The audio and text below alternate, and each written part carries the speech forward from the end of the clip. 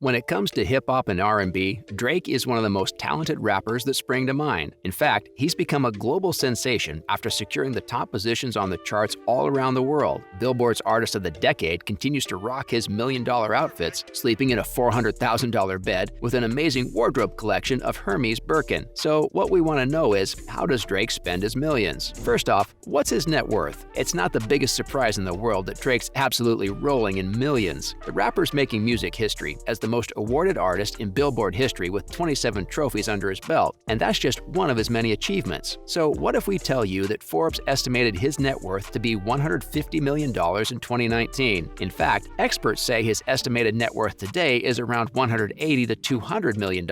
And with a yearly income of somewhere around $70 million, we're expecting the net worth to grow over the next few years with his massive success around the world. Up next, let's talk about a virtual tour of his beautiful mansions. Drake has not just one, but a number of properties in Hidden Hills, California. First off, he's got what's now known as YOLO Estate. In fact, it's definitely a jaw-dropping resort-style home that's pretty much tucked away in the ultra-exclusive, guard-gated area of Hidden Hills. You only live once, and he bought it from Larry Pollock, who originally had the asking price set at $27 million in 2009. Fast forward to 2012, Drake swoops in when Pollock's down with some financial issues and gets it for a massively reduced $7.7 million.